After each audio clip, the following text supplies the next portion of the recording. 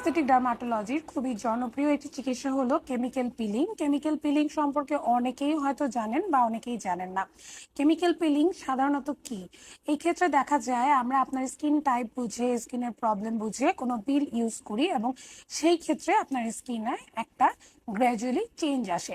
এই কেমিক্যাল পিলিংটা কিন্তু খুবই অল্প সময়ের একটা প্রসিডিওর, তবে এটা খুবই গুরুত্বপূর্ণ এবং এটিকে অবশ্যই দক্ষ হাতে করতে হয়। অনেক সময় দেখা যায় যে আপনারা নন মেডিকেল বা ডক্টর না এমন কারো হাতে কেমিক্যাল পিলিং করে ফেলেন। ইভেন দেখা যায় ডক্টরদের দ্বারাও কিন্তু অনেক সময় কেমিক্যাল পিলিং এর দরুন বার্ন হয়ে যাওয়ার একটা প্রবণতা হতে পারে, কেননা অ্যাক্সিডেন্ট অনেক সময়ই হতে পারে। তবে আপনি যদি ডক্টরের হাতে নিয়ে থাকেন তবে বার্ন হওয়ার চান্স খুবই কম থাকে এবং বার্ন হলেও সেটাকে হিল করার চান্সটা থেকে যায়। সাধারণত এখন দেখা যাচ্ছে যে এত এত অ্যাস্থেটিক সেন্টারের যে ডক্টর না, শুধুমাত্র কিছু অ্যাস্থেটিক মেশিন চালাতে পারছে, যার হয়তো কখনো সায়েন্স ব্যাকগ্রাউন্ডও ছিল না, যে আমাদের স্কিন সম্পর্কেই জানে না, যার কখনো স্কিনের অ্যানাটমি পড়া হয়নি, যে মেডিকেল সেক্টরেরই না, যে ডক্টর না, সবচেয়ে বড় কথা হচ্ছে যে ডক্টর না, সে আপনার স্কিনের ট্রিটমেন্ট করছে এবং যার দরুন আপনার স্কিনটার এত বেশি ক্ষতি হয়ে যাচ্ছে, তখন যখন আপনি আমাদের কাছে আসছেন তখন হয়তো বা আমাদের পক্ষেও ঠিক করাটা সম্ভব হয়ে উঠছে না। তাই অবশ্যই সবার জন্য অনুরোধ থাকবে, কেমিক্যাল পিলিং বা আপনার স্কিনের যে কোনো ট্রিটমেন্ট নেওয়ার জন্য ট্রিটমেন্ট করা যার কাজ তার কাছেই যাবেন, রাইট? আমরা চুল কাটতে গেলে অবশ্যই একজন হেয়ার স্টাইলিস্টের কাছে যাব, আমরা একটা ড্রেস কিনতে গেলে বা বানাতে গেলে আমরা একজন ডিজাইনারের কাছে যাব। কিন্তু সবচেয়ে দুঃখের কথা কি জানেন, আমরা আমাদের হেলথ ইস্যুর ব্যাপারেই সবচেয়ে বেশি কার্পণ্যতা করি। আমরা চেষ্টা করি কিভাবে কম খরচে কিভাবে আমাদের মোটামুটি একটা লেভেলে থাকা যায়। আমরা কি ভেজাল খাচ্ছি, কি ভেজাল ট্রিটমেন্ট নিচ্ছি, সেক্ষেত্রে আমাদের কোনো খোঁজ খবর থাকে না। অন্য সব ক্ষেত্রে আমরা খুব যাচাই বাছাই করি। ইভেন একটা ডায়মন্ড কিনতে গেলেও কিন্তু আমরা খুব মেশিন দিয়ে চেক করি এটা অরিজিনাল ডায়মন্ড কিনা। কিন্তু ডক্টরের বেলায় আমরা কখনো দেখি না তার এমবিবিএস ডিগ্রি আছে কিনা।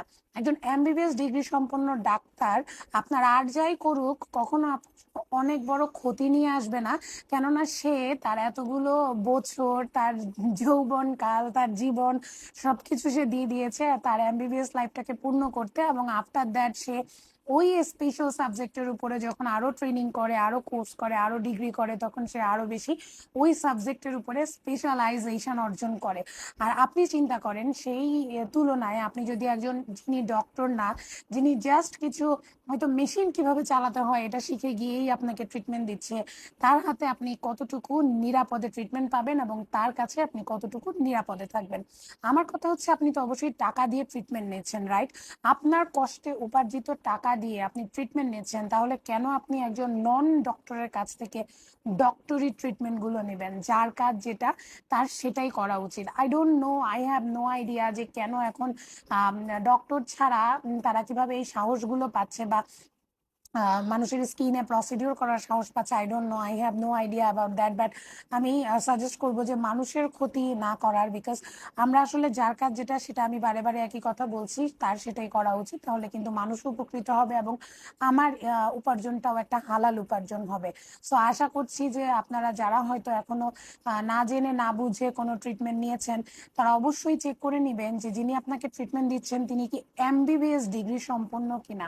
কারণ এমবিবিএস হচ্ছে, আমাদের এমবিবিএস সম্পন্ন করলেই আমরা একজনকে ডক্টর বলি, এবং বিডিএস যারা তারাও ডক্টর, কিন্তু তারা হচ্ছে দাঁতের ডক্টর, কিন্তু তারাও ডক্টর। সো এমবিবিএস এবং বিডিএস বাদে আর কেউ কিন্তু ডক্টর হিসেবে বলার এখতিয়ারও রাখে না এবং তাদের কাছ থেকে কোনো ট্রিটমেন্ট নেওয়াটা উচিতও না। সো আশা করছি আমাদের এখন 2024 সাল, সবাই অনেক আপডেটেড, সবাই এডুকেটেড। সো সবাই সবার বুদ্ধি বিবেচনা করেই আপনারা ট্রিটমেন্টগুলো নেবেন এবং আপনার কষ্টে উপার্জিত টাকা একটা ভালো কাজে ব্যয় করবেন।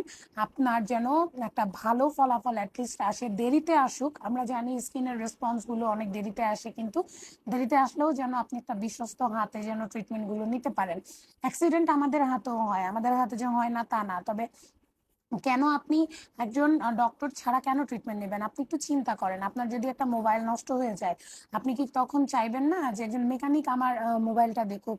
নাকি আপনি চাইবেন যে ওকে ঠিক আছে, একজন যার হয়তো এই সম্বন্ধে কোনো ধারণাই নাই, সে হয়তো একটু দোকানে কাজ করেছে, আমি তার কাছেই মোবাইলটা নিয়ে যাই। এটা কিন্তু করা উচিত না। সো আপনার মোবাইল যেটা হয়তো আপনি একটা মোবাইল আমরা কয় বছর ইউজ করি? দেখা যায় আমরা একটা ফোন কিনলে হাইস্ট গেলে আমরা ২ বছর সেটাকে ইউজ করতে পারি। আফটার দ্যাট সেই ফোনটা স্লো ডাউন হতে থাকে। বিভিন্ন ফিচার্স ওটার আস্তে, আস্তে যেতে থাকে। দেন আমাদের আরেকটা ফোন কিনতে হয়, রাইট? সো আমরা আমাদের মোবাইল ফোন নিয়ে যখন এই রিস্কটা নিব না, সো ভাই আমরা এই ব্যাপারটা নিয়ে আমরা কেন রিস্কটা নিব, রাইট? সো আশা করছি এই ব্যাপারগুলোতে আপনারা একটু সতর্ক হয়ে যাবেন এবং অবশ্যই ব্যাপারগুলোকে খেয়াল রাখবেন।